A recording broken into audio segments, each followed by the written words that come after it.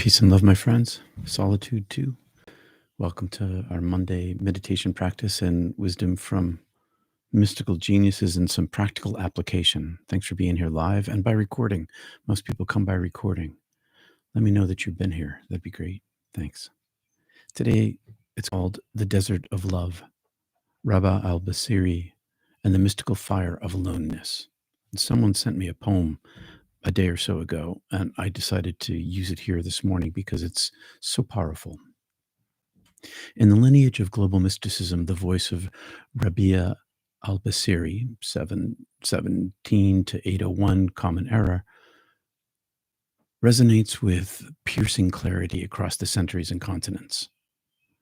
A Sufi saint and poet from Basra, Iraq, nowadays Iraq, Rabia led a life of profound asceticism, ecstatic devotion, and poetic testimony to divine love. Her short poem, Brothers, My Peace is My Aloneness, encapsulates the essence of mystical longing. You ever feel that?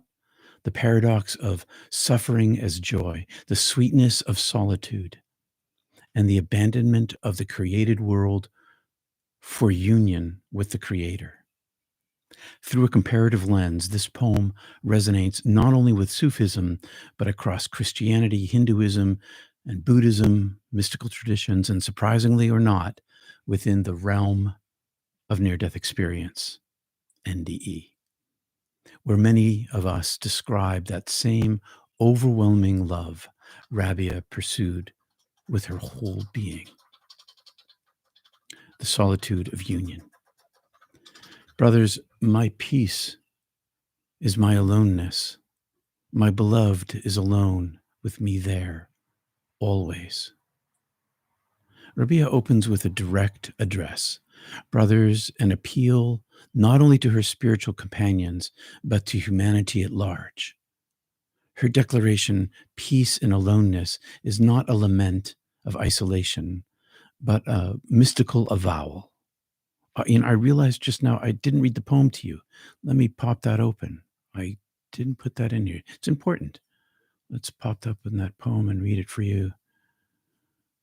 Let's find it here.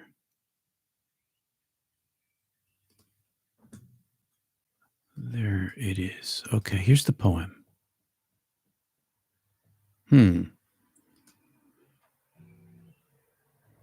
Maybe I have to look over here.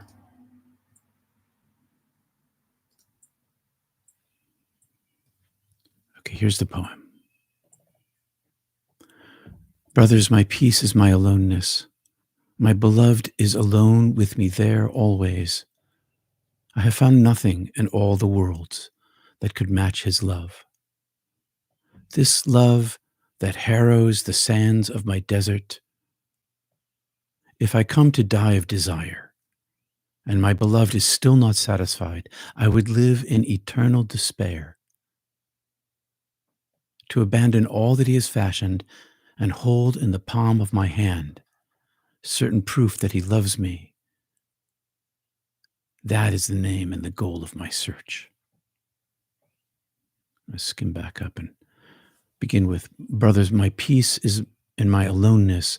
My beloved is alone with me there always. So Rabia opens with a direct address. Brothers, it's not an appeal just to guys. It's an appeal to her spiritual companions, all of humanity at large.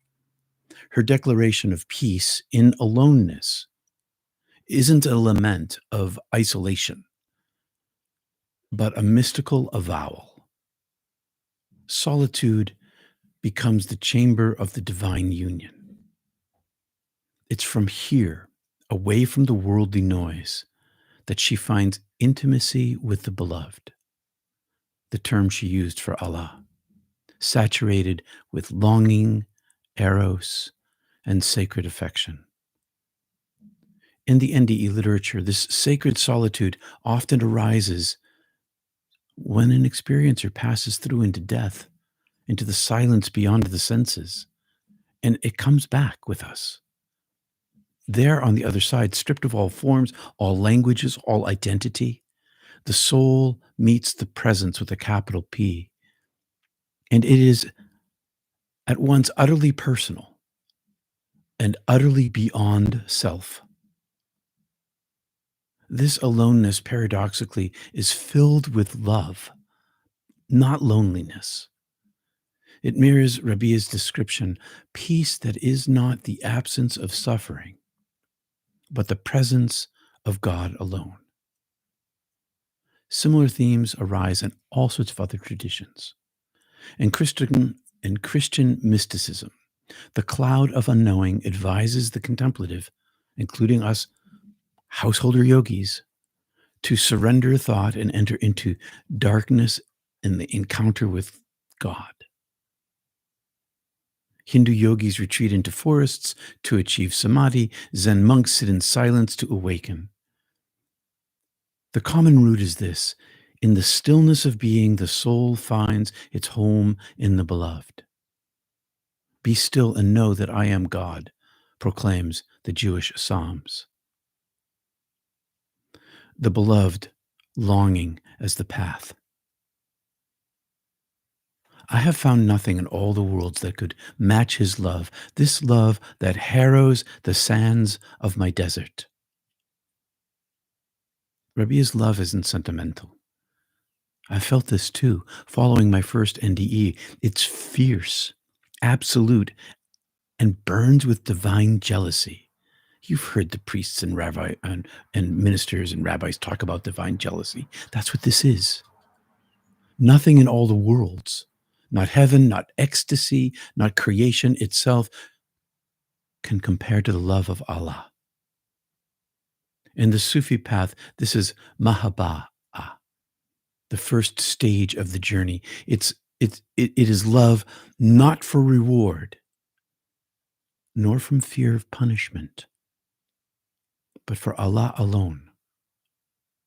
This is important, not for reward, but for Allah alone.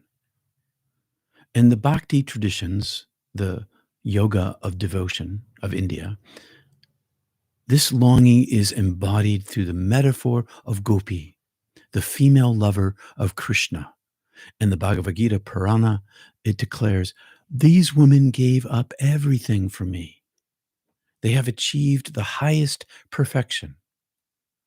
The soul as Gopi longs for God with such intensity that it transcends metaphysics, transcends even metaphysics, and encounters a relational mysticism, one in which the soul's only identity is lover, and the nameless ineffable is the beloved. This also bears a resemblance to Mary Magdalene in the Gospel of Mary, which we're exploring on Sundays, doesn't it? This lover of God, this image of love that harrows the sands of my desert, is searing. Her inner landscape is dry, stripped bare, exposed to divine severity. But the harrowing isn't punishment, it's purification. This recalls the yogic concept of the tapas, the spiritual fire of discipline. As the Yoga Sutras say, which we study on Tuesdays, by tapas, impurities are destroyed and the body and senses are perfected. In this heat, desire for the divine itself becomes prayer. In and after NDEs 2, many describe passing through a place or processes that strips away every illusion, burning away the ego, which happened to me, and my purification, my purgation of divine love, burning away my ego to reveal only love with a capital L as the structure of being itself. Dying of desire. If I come to die of desire and my beloved is still not satisfied, I would live in eternal despair. Here, Rabia expresses the sacred vulnerability. Even if she dies from longing, her entire being consumed by desire for Allah, there's no guarantee of fulfillment. She doesn't know. She only desires. This isn't a theological doubt of hers, but a mystical realization that the divine with a capital D isn't something to be possessed. One can only surrender. The suffering of this desire serves as its own proof of love, and this is true across traditions. This tension of desiring a love that is beyond fulfillment resonates in the stories of many who have experienced the divine mystically and in NDEs. In NDEs, there's this profound, at least for me, pain upon returning, a wound of separation. It's why I don't recommend NDEs to people. Oh, I want one. Maybe you don't. A wound of separation and a type of sacred homesickness, dissatisfaction with the world. To have once tasted unity and have been sent back or come back by decision can invoke the same despair Rabia faces. I would live in eternal despair, not because Allah is absent, but because the soul has known the fullness of love and now exists as a stranger here to that world. The renunciation of creation, to abandon all that he has fashioned and hold in the palm of my hand certain proof that he loves me, that is the name and the goal of my search. Rabia speaks for me. These final lines of her poem convey the mystical paradox at the heart of all contemplative traditions: the abandonment of creation, not in disdain, but in the acknowledgement that nothing made can fully contain the Maker, even though heaven is present. Rabia's quest isn't for heaven above, or miracles, or scripture, but for the direct soul level certainty of divine love. And that, in the flow, exists. In Christian mysticism, Julian of Norwich writes, love was his meaning. Meister Eckhart urges the soul to strip herself of all created things. In the heart of the Sutra Mahayana Buddhism, in the heart of the Sutra of Mahayana Buddhism, form is emptiness and emptiness is form. Nothing the senses perceive is ultimately real. What Rabia seeks is what many NDEs confirm: that in the death of self and the letting go of all that is fashioned, one encounters not theory or dogma or doctrine, but the naked, radiant certainty of divine love. That certainty isn't an idea. It's experienced as light, presence, and truth, as real as breath.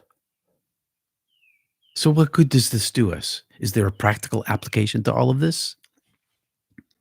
Rabia's poem delivers a profound and practical message for modern mystics. Solitude is sacred. Longing is holy. And love, not doctrine or belief, represents the truest path to God. In an age filled with distraction and noise, her words urge us to view aloneness not as isolation, but as the sanctuary where divine presence is most intimately experienced. Rather than resisting spiritual yearning, we're invited to honor it as a refining fire, a sacred ache that purifies the soul and draws us deeper into union. Rabia challenges us to renounce anything that pulls us away from the beloved, whether material or mental, and instead pursue a direct living experience of the divine. For today's mystic, this means cultivating stillness, as it meant for yesterday's mystic too, returning to a bit of daily silence and allowing the fire of desire for God to remain pure. When the beloved seems absent, the practice is to trust that in the depths of our interior desert, the one we seek is already present, waiting in love. And in conclusion, before our meditation, the universal desert. Rabia's poem stands as a beacon of mystical courage. She doesn't speak of doctrines, rituals, or heavenly rewards. It's not about me, what can I get? It's not about manifesting my miracles today. She speaks of the beloved, my beloved, our beloved. Her peace is in the aloneness, not because she has renounced the world in bitterness, but because there, stripped of all else, she finds the one who made the world, who makes the world, and loves her beyond it. For those who've undergone near-death experiences or other kinds of mystical journeys, Rabia's voice is hauntingly familiar, at least for me, because she speaks for me. Her longing for the beloved, her fierce joy in solitude, her despair in distance, and her absolute yearning to know the love of Allah, these aren't poetic flourishes. They're signposts of the soul, describing a terrain seen not only by mystics of old, but by ordinary people like us, who through death or other mystical experiences have glimpsed the eternity of love. Across traditions, Bhakti, Christian, Sufi, Yogic, and NDE, we hear a universal truth. The soul longs for the one, with a capital O. The soul longs for the one, and when it finds even a trace of that love, it is ready to surrender everything, worlds, heavens, and even itself, to burn in that fire forever. What a great mystic, genius she was. Hi, Anne. Hi, Janet. Hi, Zoe. So let's spend the last few minutes here. We've got about 12. I'm going to set my timer for the bottom of the hour here. Alarm, 8:30. I don't know where you are in the world, but it's going to be 8:30 here. Turn down that loud. Okay. Here. So here's a meditation for us that's based in this talk this morning. So please, if you wish, begin by sitting in stillness and solitude, allowing your shoulders to drop, your face to slack, and to be quiet both inside and out. And gently close your eyes and turn toward the inner desert of your heart, the place of longing, stripped of distraction and expectation. Let Rabia's words guide us. My peace is my aloneness. My peace is my aloneness. My peace is in my aloneness. My beloved is alone with me in there always. My beloved is alone with me in there always. Let's breathe this into the sacred aloneness of our hearts. And with each inhale, invite the presence of the beloved.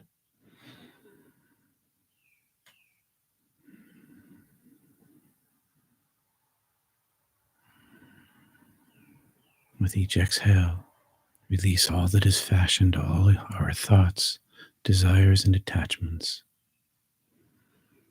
Let our yearning be our prayer, and our emptiness our offering. Trust with your heart that your longing is already the path, and that in silence, the one you seek seeks you. Let's remain here.